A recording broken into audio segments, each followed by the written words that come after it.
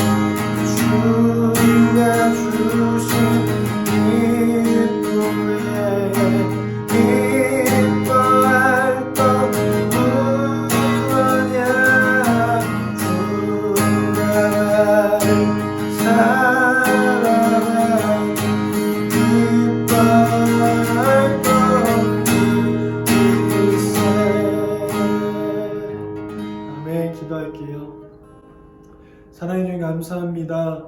오늘도 주님 앞에 찬양을 드렸습니다. 거룩한 주일 주님 앞에 영상으로 예배 드릴 때 우리 마음 가운데 예수님을 향한 그 마음이 넘치게 하시고 제자로서의 삶을 살아가겠다는 그 마음이 넘쳐날 수 있도록 인도해 주세요. 감사합니다. 예수님의 이름으로 기도드립니다. 아멘. 사도신경으로 우리의 신앙을 고백하겠습니다. 나는 전능하신 아버지 하나님 천지의 창조주를 믿습니다. 나는 그의 유일하신 아들 우리 주 예수 그리스도를 믿습니다.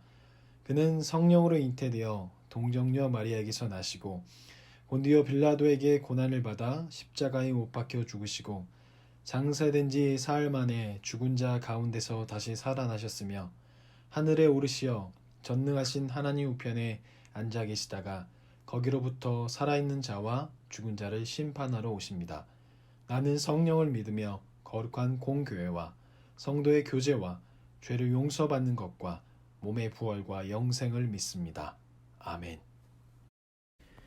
성경 말씀 보겠습니다. 성경 말씀은 신약 성경 마가복음 8장 27절부터 34절까지의 말씀입니다.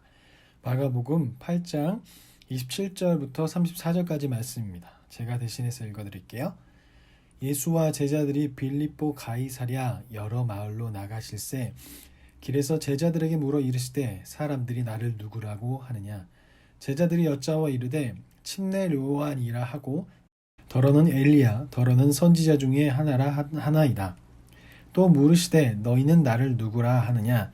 베드로가 대답하여 이르되 주는 그리스도시니이다 하매 이에 자기의 일을 아무에게도 말하지 말라 경고하시고 인자가 많은 고난을 받고 장로들과 대제사장들과 서기관들에게 버림받아 죽임을 당하고 사흘 만에 살아나야 할 것을 비로소 그들에게 가르치시되 드러내놓고 이 말씀을 하시니 베드로가 예수를 붙들고 항변하매 예수께서 돌이키사 제자들을 보시며 베드로를 꾸짖어 이르시되 사탄아 내 뒤로 물러가라.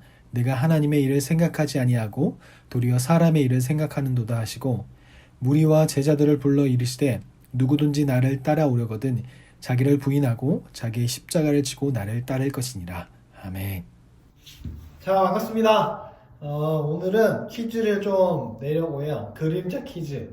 이제 그림자가 지금 비춰질 텐데, 자, 제 손이 보이나요? 제 손이 보이죠? 강아지, 엄지. 네.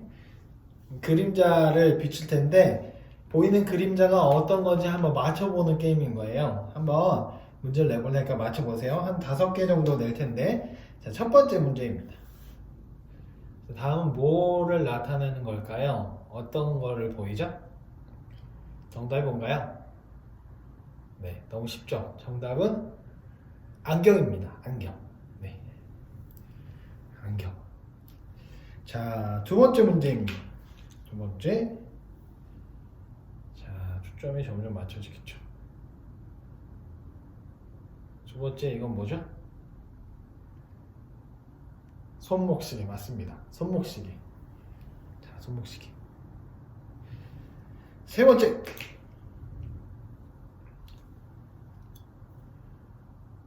이건 뭘까요?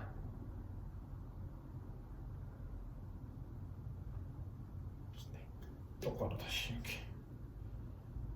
요거는 음료수이죠. 음료수. 자, 요건 뭘까요? 자, 멀리 있으면 잘 안 보이죠? 초점이 가까워질수록 더.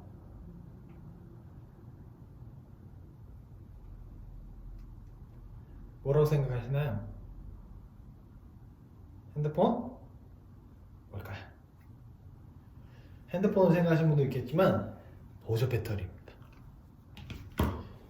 자, 다음은 잘 안 보이죠? 뭘까요?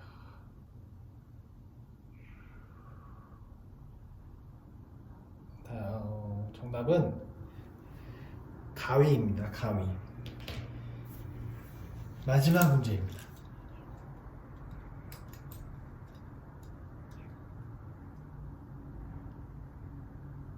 정답은 차키입니다. 우리가 그림자 게임을 했는데 이 그림자를 통해서 이렇게 형상이 멀리 있으면 잘 안 보이고 이게 손인지도 모를 정도로 하지만 좀 더 가까워지면 손인 줄 알 수 있어요. 하지만 그림자를 통해서 어떤 물건인지를 정확히는 알 수는 없어요. 그림자에 비춰진 걸 통해서 추측해서 때론 맞을 수도 있지만 틀릴 수도 있어요. 그래서 그림자를 통해서 우리가 볼 때 그 물건의 전체적인 모습은 볼 수 없어요. 그림자는 그 모습의 아주 일부분만 보여줄 뿐이죠. 오늘 말씀에서는 예수님에 대한 부분이 나오는데 제자들이 예수님에 대해서 전체를 다 알지 못하고 일부분만 알고 있어요. 그것 때문에 결국 오해가 발생하고 베드로와 예수님이 싸우게 되는 그런 해프닝, 그런 일이 벌어지게 되거든요.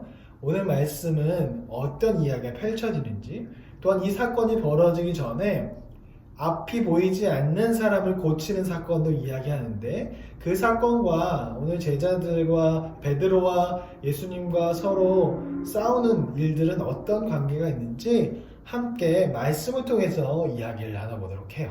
자, 그러면 강단으로 가볼까요? 오늘의 이야기는 앞을 보지 못하는 시각장애인을 예수님께서 고치시고 난 후에 나오는 장면인데요. 먼저 오늘의 본문 사건을 이야기하기 전에 이 사건, 앞을 보지 못하는 사람을 고치시는 그 사건 이야기를 먼저 좀 해보려고 하는데요. 예수님께서 벳세다라는 지역에 도착하시게 돼요. 그때 사람들이 앞을 보지 못하는 사람을 예수님 앞에 데리고 오게 돼요. 그래서 예수님께서 세상의 빛으로 오셨잖아요. 그래서 그 앞을 보지 못하는 사람에게 빛을 보여주기 위해서 예수 그리스도가 세상의 빛이라는 것을 알게 하기 위해서 그 앞을 보지 못하는 시각장애인을 고치는 장면이 고치시게 되는 거죠. 첫 번째로 침을 뱉어서 눈을 안수하게 돼요. 그때 어떻게 되냐면 반만 보게 돼요. 예수께서 물어보세요. 첫 번째 물리적인 방법으로 고치셨을 때 어떻게 되니? 앞이 보이니? 라고 물었을 때 이 사람이 앞이 보여서 사람들이 보이지만 사람들이 나무처럼 보입니다. 나무가 걸어다니는 것처럼 보입니다. 라고 그렇게 이야기해요. 물리적인 방법을 통해서 고치셨지만 아직 이 사람이 완전하게 보지 못하는 거예요. 앞을 보고 빛이 어느 정도 들어왔지만 이 반 정도만 보이는 것이죠. 사람 무언가 왔다 갔다 하는 것처럼 보이지만 사람처럼 보이지는 않는다는 거죠. 그래서 예수님께서 다시 한번 그의 눈에 안수하시면서 그를 고치시게 되고 다시 한번 물어보십니다. 어떠니? 그랬더니 이 사람이 이제 완전하게 보이게 됩니다. 라고 이야기해요. 예수님께서 두 번째 안수하셨을 때 그의 눈이 완전히 밝아져서 모든 것이 제대로 보이게 되는 거죠. 이렇게 두 번에 걸쳐서 예수님께서 이 앞을 보이지 못하는 사람을 고치시고 난 후에 바로 오늘 본문 말씀이 나오는데요. 그 이유가 있어요. 왜냐하면 앞을 보지 못하는 그 사람을 고친 사건과 오늘 제자들의 이야기가 비슷해요. 제자들도요, 이 예수님과 함께 있고 어느 정도 보고 있지만 완전하게 예수님을 보지 못하는 것이죠. 처음에 시각장애인이 첫 번째 고침을 받고 어느 정도 조금 보고 형상이 보이지만 완전하게 보지 못하는 것처럼 이 제자들이 예수님을 만나고 난 후에 어느 정도 예수님에 대해서 알고 있지만 완전하게 알고 있지는 못하다는 것이죠. 예수님의 반만, 예수님의 전체적인 그 모습, 예수님의 사명을 완전하게 보지 못하고 반만 보고 있었던 그런 제자들의 모습을 보시고 예수님께서 그들을 가르치고 또 이 글을 읽고 있는 사람들에게 제대로 알려주기 위해서 바로 오늘 말씀과 앞의 말씀이 연결돼서 나오게 되는 것이죠. 오늘 본문을 와서 예수님께서는 길을 가고 있는 상황 가운데 제자들에게 질문을 하세요. 첫 번째는 무엇을 하냐면 사람들이 나를 무엇이라고 부르느냐라고 물어보세요. 그때 제자들이 말을 하죠. 예수님, 어떤 사람들은 세례 요한이라고 말하고요. 어떤 사람들은 엘리야라고도 말합니다. 그리고 어떤 사람들은 이 선지자라고도 말하던데요? 라고 그렇게 말해요. 아마 사람들이 세례 요한이라고 불렀던 이유는 회개의 메시지, 세례 요한이 선포했던 그 메시지와 동일한 메시지를 예수님께서 선포하셨기 때문에 아마도 사람들은 그를 보면, 예수님을 보면 세례 요한을 생각해서 세례 요한이라고 불렀을 거라고 생각이 됩니다. 그리고 두 번째, 예수님을 엘리야라고 불렀던 이유는 유대인들 또 구약 성경에 보면 그날에 엘리야가 나타날 것이다 라고 그렇게 말하고 있어요. 말라기 4장 5절을 보면 이 종말 때가 되면 구원의 날에 엘리야를 보내실 것이다 라는 그런 이야기가 나와요. 그래서 아마도 예수님이 그런 사역을 보고 이 세상을 새롭게 할 그 메시아가 예수님이다 라는 생각에 엘리야라고 말했던 걸로 그렇게 보여져요. 그리고 마지막으로 선지자라고 이야기했던 것은 예수님께서 하시는 말씀이 회개의 메시지고 그리고 그러다 보니까 선지자에 있었던 예언서에 있었던 말씀을 많이 인용하셨을 거라 그렇게 봐요. 그러다 보니까 저 사람은 선지자이구나 라고 그렇게 생각을 했던 것이죠. 그래서 예수님의 질문에 제자들은 사람들이 그동안 말했던 뭐 세례 요한과 엘리야와 그리고 선지자에 대해서 그렇게 부릅니다 라고 그렇게 이야기해요. 예수님께서 두 번째 다시 질문해요. 오늘 본문에는 두 번 하는 것이 되게 많이 나오는데요. 예수님께서 두 번째 질문하시는데 그렇다면 너희는 나를 무엇라 생각하느냐라고 누구라 생각하느냐라고 이렇게 물어보세요. 사람들이 이렇게 생각하는데 너희는 어떻게 생각하느냐라고 제자들에게 물어보시는 것이죠. 근데 그때 우리가 너무나 잘 알고 있는 베드로가 이렇게 얘기해요. 당신은 그리스도입니다. 주는 그리스도이십니다. 라고 그렇게 예수님에 대한 신앙 고백을 하게 돼요. 예수님께서 이 이야기를 듣고 난 후에 베드로에게 이 사건에 대해서 이 말에 대해서 아무에게도 알리지 마라 라고 그렇게 이야기하세요. 이 부분에 대해서 여러 가지 의견이 있지만 대표적인 의견이 뭐냐면 아직까지 제자들과 베드로는 예수님에 대해서 온전히 알고 있지 못해요. 반점로만 보는 거예요. 앞에 시각장애인이 이 사람들 지나가는 형체는 보이지만 나무처럼 보였다는 것처럼 아직 제자들은 예수님을 보고 있지만 온전하게 보고 있지 못하다는 거예요. 예수님의 모든 모습을 보지 못하고 물질적인 것을 공급하시는 분, 그런 승리자의 모습만 보기 때문에 예수님께서는 자칫하면 사람들이 쓸데없는 소망을 갖게 할 수도 있고 베드로의 그 고백으로 인해서 그리고 정치적인 그런 메시아, 정치적인 혁명만 기대를 함으로 인해서 온전한 예수님의 모습을 보지 못할까봐 예수님께서는 베드로에게 그리고 기적을 경험한 사람들에게 이것을 사람들에게 알리지 말라고 하시는 거예요. 이 진정한 사역은 예수님의 죽음과 부활로 이루어지기 때문에 그때까지 예수님께서는 이 모든 사건을 널리 알리지 말라고 하셨던 거예요. 제자들은 아직 온전한 눈을 갖고 있지 못했기 때문에 자칫 잘못하면 사람들은 제자들에게도 권위를 두고 있었기 때문에 잘못하면 예수님에 대한 온전한 모습이 그들에게 전달되지 못하고 다른 모습, 혁명적인 모습, 승리자의 모습, 정치적인 혁명, 표정만 구하는 그런 모습만 구할까봐 예수님께서는 베드로에게 이 사건에 대해서 조용히 하라고 그렇게 말씀하신 거죠. 그리고 나온 후에 마가복음에서 처음으로 예수님께서 자신의 죽음에 대해서 제자들에게 알리는 장면이 나와요. 자신을 괴롭히고 죽이는 사람이 누구인지 실제적인 대상도 이야기하는데요. 인자가 많은 고난을 받고 장로들과 대제사장들과 서기관들에게 죽임을 당하고 사흘 만에 살아날 것이다 라고 이야기해요. 여기서 예수님께서 내가 많은 고난을 받고 라고 표현하지 않고 인자가 많은 고난을 받고 라고 표현한 이유가 있는데요. 그것은 다니엘 7장 13, 14절에 보면 이렇게 나와요. 제가 읽어드릴게요.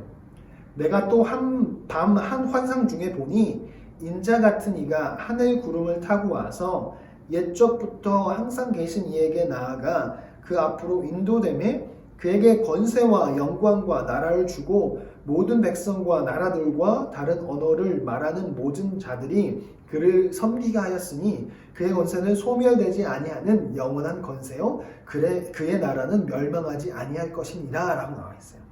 즉 인자 같은 이가 오는 그날이 구원의 날이라는 것이죠.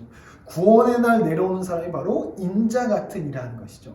그래서 예수님께서는 은연중에 스스로를 그 구원자라는 것을 나타내시는 거고 나중에 제자들이 그날 예수님께서 부활하시고 난 후에 스스로 깨닫게 하시기 위해서 또 이 글을 읽는 사람들 하여금 예수가 그 구원자구나. 그래서 인자라고 말씀하셨구나 라는 것을 알게 하시기 위해서 예수님께서는 은연중에 자신의 죽음을 이야기하는 가운데서도 사람들을 생각해서 자신을 인자라고 표현하시게 되는 것이죠. 근데 이 다음에 더욱더 재미있는 장면이 나와요. 참으로 우습다 아이러니한 장면이 나오게 되는데 예수님께서 자신의 죽음에 대해서 제자들에게 이야기하자 베드로가 갑자기 예수님을 꾸짖는 장면이 나와요. 32절에 보면 이렇게 나와 있어요. 베드로가 예수를 붙들고 항변하네 라고 나와 있어서 이게 무언가 그림이 베드로가 예수님 왜 그러십니까? 저희가 지켜드리겠습니다. 절대 그런 일 없을 겁니다. 저희가 목숨을 걸고 그 예수님을 지킬 겁니다. 그런 소리 하지 마십시오 라고 그렇게 마치 엄청 뭔가 싸가지 있게 하는 그렇게 말하는 것 같지만 실제적인 원어를 보면 실제적으로는 그렇지 않아요. 원어를 보면 에피티마우라는 헬라어가 사용되는데 이 에피티마우가 언제 사용되냐면 32절에 베드로가 예수님을 붙잡고 항변하매라고 했을 때 이 항변하매가 이 다음에 바로 33절에 예수님께서 베드로를 꾸짖어 이르실 때 사탄아 물러가라 라고 하실 때 바로 여기에서도 에피티마오가 사용됐어요. 베드로가 항변하매랑 예수님께서 베드로를 꾸짖으면서 사탄아 물러가라 할 때 이 꾸짖는 단어랑 똑같은 단어가 사용됐다는 거예요. 상황 즉 뭐냐면 예수님께서 베드로를 꾸짖고 사탄아 물러가라 하기 전에 먼저 이 베드로가 예수님께 꾸짖고 마치 예수님께서 말씀하신 것처럼 정신 차리러 사탄아 물러가라 이야기하는 그런 모습이라는 것이죠. 예수님께서 베드로에게 사탄아 물러가라 하기 전에 베드로가 먼저 예수님께 정신 차리라고 막 뭐라고 했다는 거예요. 이 에피티마오가 다른 본문에서 마가복음 1장 25절을 보면요, 회당에서 귀신 들린 자를 만나게 되거든요. 그때 예수님께서 그 귀신에게 어떻게 하냐면 꾸짖고 일어나 나가라라고 얘기해요. 잠잠히 나가라라고 얘기해요. 그래서 이 에피티마오라는 이 단어는 죽기, 귀신을 내쫓는 사역과 아주 밀접한 관련이 있는 단어라는 거예요. 예수님께서 귀신을 내쫓기 전에 이 에피티마오를 사용하셔서 즉 꾸짖고 난 후에 사탄은 물러가라고 얘기했어요. 그러니까 귀신 사역과 귀신을 내쫓는 사역과 이 에피티마오는 항상 관련이 있다는 거예요. 이 말은 조금 더 넓게 생각하면 지금 베드로가 예수님께 죽기 사역을 하고 있는 거예요. 정신 차리라고 네 안에 사탄이 있다. 예수님께서 지금 사탄 위에서 꼬드기를 받아서 잘못 생각하고 있는데 예수님 정신 차리십시오. 사탄아 물러가라. 예수님 안에 지금 사탄이 잘못된 생각을 주고 있습니다 라고 이야기하고 있다는 것이죠. 왜냐하면 베드로가 지금 이렇게 하고 있는 이유는 이전에 예수님께서 여러 가지 사역을 하고 귀신 내쫓고 있었을 때 가족들과 친척들이 찾아와서 얘기하잖아. 엄마와 그의 동생들이 찾아서 얘기하잖아. 저 사람 지금 미쳐서 귀신 들려서 저러고 있다 라고 그렇게 이야기하잖아요. 아마 베드로가 이것을 영향을 받았고 또한 베드로와 거기 있던 모든 제자들이 생각하고 있던 그 메시아는요, 정치적으로 승리하는 사람들, 그리고 죽지 않고 승리해서 이스라엘을 세계 최강국으로 만드는 그런 메시아로 생각하고 있었는데 예수님께서 내가 죽을 것이다 라고 이야기하니까 베드로가 생각했을 때 그 죽음에 대한 생각이 예수님 안에 사탄이 들어가서 주는 그런 생각이라고 생각했던 거예요. 예수님께서 죽음을 예감하셔서 그것을 이야기하는 것이 베드로가 생각했을 때 사탄의 계략이라고 생각하고 베드로는 예수님을 붙잡고 그 안에 있는 사탄의 생각을 빼내려고 했던 것이죠. 참으로 너무나 웃긴 장면이에요. 너무나 말도 안 되는 장면이죠. 메시아이신 예수님께 베드로는 사탄아 물러가라. 그 안에 사탄이 있다고 얘기하는 것이죠. 이렇게 잘못된 지식이 무서운 거예요. 예수님의 제자임에도 불구하고 예수님에 대해서 온전히 알지 못하니까 예수님 안에 사탄이 있다고. 예수님께서 하나님의 나라 일을 이야기하시는데 그것은 하나님이 준 게 아니라 사탄이 준 거야. 그러니 당신 안에 예수님 안에 있는 그 사탄을 내쫓아야 합니다. 정신 차리십시오라고 붙들고 꾸짖는 거예요. 베드로. 메시아 보고 귀신 들린 자라고 지금 베드로가 이야기하고 있는 것이죠. 이렇게 잘못된 지식이 무서워요. 예전에 하나님 까불지 마라고 한 거 얼마나 잘못된 지식입니까? 결국 우리 안에 예수님에 대한 잘못된 지식이 있다면, 하나님께 대한 잘못된 지식이 있다면 그곳으로 인해서 결국 교회는 무너지게 되고 사람들은 피해를 보고 교회를 망치고 사람을 망치게 됩니다. 우리의 잘못된 지식으로 인해서 나도 망치고 내 주변에 있는 사람들도 망치고 교회도 망칠 수도 있어요. 그렇기 때문에 우리는 예수님에 대한 바른 지식이 있어야 해요. 당시 사람들은 예수님은 당연히 승리하시고 죽지 않을 거라고 생각했어요. 그렇기 때문에 죽는다는 것은 말이 되지 않는다고 생각했고 예수님께서 하나님 나라의 하나님 나라에 대한 사건을 이야기했는데 그것이 사탄이 주는 생각이라고 베드로는 예수님을 꾸짖은 것이죠. 아직까지 예수님을 제대로 받지 못했던 이 제자들, 베드로, 결국 하나님의 나라 일을 말하지만 사탄의 나라의 일이라고 그렇게 생각해 버렸죠. 예수님께서는 그래서 그들에게 두 번째 눈을 깨닫게 하기 위해서 질문하시고 강력하게 사탄아 물러가라라고 얘기하시고, 이 오늘 읽지 않았지만 뒤에 나오는 그 말씀, 죽어야 살 수 있다라는 그 말씀을 하게 되는 것이죠. 제자들과 사람들은 예수님에 대해 반만 알고 있었습니다. 오늘날도 그런 사람이 많이 있고, 이때 당시 사람들도 예수님에 대해서 반만 알고 있었습니다. 기적을 일으키신 예수님, 병을 고치신 예수님, 승리하신 예수님. 하지만 그것은 예수님의 모든 모습이 아니었어요. 예수님의 전체 중에 반만 나타낸 모습이에요. 이 반도 이 뒤에 있는 죽음과 부활을 통해서 죄인을 구원에 이르게 하는, 죄인을 의인에 이르게 하는 그 사역을 나타나기 위해서, 그리고 그 사역을 통해서 예수님이 구원자인 것을 믿게 하기 위한 하나의 수단이었던 거예요.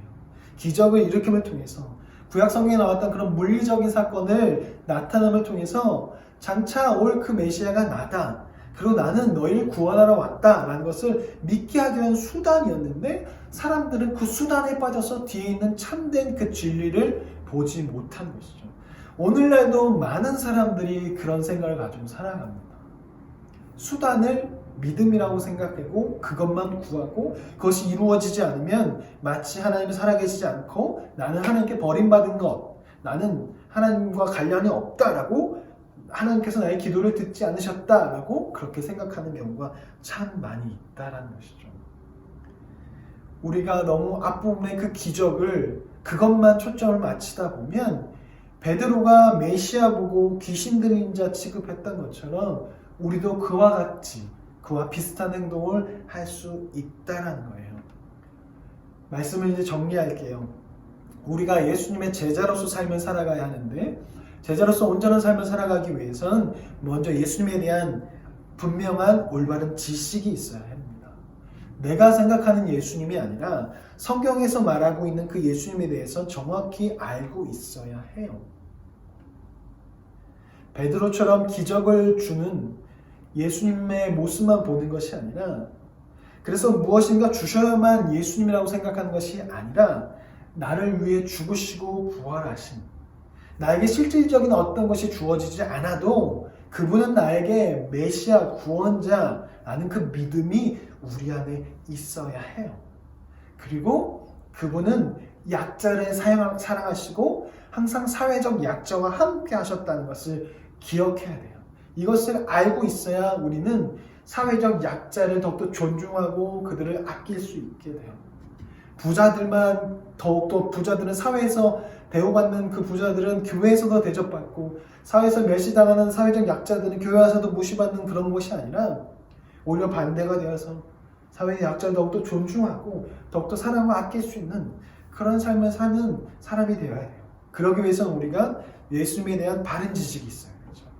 사회적 약자와 늘 함께 하셨던 예수님, 그리고 우리를 구원하기 위해서 십자가에 죽으시고 부활하신 그 예수님, 그 예수님을 우리는 분명히 알고 믿어야 할 것입니다. 모르면 잘못된 길로 가게 돼요. 그리고 그런 사람이 선생님이 되고 그런 사람이 교역자가 되면 결국 제자들을, 성도들을 잘못된 길로 인도하게 됩니다. 하나님 까불지 마 라고 했던 사람처럼 결국 그 교인들을 잘못된 길로 인도하고 정치적인 방법에만 사용하는 그런 사람이 될 수가 있어요. 바른 지식이 나를 살리고 바른 지식이 나에게 속한 사람을 살리게 됩니다. 그래야 예수님의 제자로서 온전하게 따를 수 있습니다. 한 주 동안 더욱더 예수님에 대해서 알기를 소망하고 큐티를 통해서 예수님이 어떤 분이 더욱더 잘 알 수 있었으면 좋겠고, 매일매일 또 찬양하고 그 알게 된 예수님을 노래함을 통해서 알게 된 것이 나의 신앙과 나의 믿음이 될 수 있는 그런 한 주가 되기를 예수님의 이름으로 간절히 소망합니다. 기도하겠습니다. 사랑해 주님 감사합니다. 베드로는 예수님에 대해서 잘 몰랐습니다. 그래서 메시아 보고 구원자 보고 사탄아 물러가라고, 귀신 들렸다고 생각하고 그 예수님께 죽기 사역을 시도했습니다. 이 어리석은 행동이 오늘날 교회에 또 우리 행동 안에 참 많이 나타납니다. 우리가 예수님을 바로 알아서 참된 제자로서의 삶을 살아갈 수 있는 우리 아동부가 되게 도와주세요. 감사합니다. 예수님의 이름으로 기도드립니다. 아멘. 광고하겠습니다. 코로나가 잠잠해지고 있다가 또 성남의 한 교회 사건으로 다시 또 올라오게 됐는데 빨리 잠잠해질 수 있도록 기도해 주시고 큐티와 또 찬양, 기도가 참 중요한 것 같아요. 모여서 함께 예배하지 못하더라도 각자의 자리에서 그 신앙을 유지하기 위해선 날마다 매일매일 예수님을 찾아야 합니다. 말씀을 읽으면서 또 찬양을 통해서 여러분의 마음에 있는 믿음을 잘 유지했으면 좋겠습니다. 상황이 바뀌게 되면 부모님 통해서 연락을 드리고 또 헌금은 아동부 계좌로 입금해 주시면 되겠습니다. 축도하고 예배를 마치겠습니다. 지금은 우리를 너무나 사랑하셔서 아직도 하나님 나라 보좌 우편에서 영원토록 우리를 위해서 중보하시는 예수 그리스도의 은혜와 아버지 하나님의 무한하신 사랑하심과 예수 그리스도의 십자가의 죽음과 부활하심을 믿게 하고 제자로서의 삶을 살아가게 하고 성경을 읽을 때마다 깨닫게 하시는 성령 하나님의 감화 감동 교통 교제하심이 한 주 동안 제자로서 예수님에 대한 지식을 바로 알고 그것을 온전하게 실천하게 될 아동부 머리 위에 이제로부터 영원토록 함께 하시기를 간절히 축원하옵나이다. 아멘.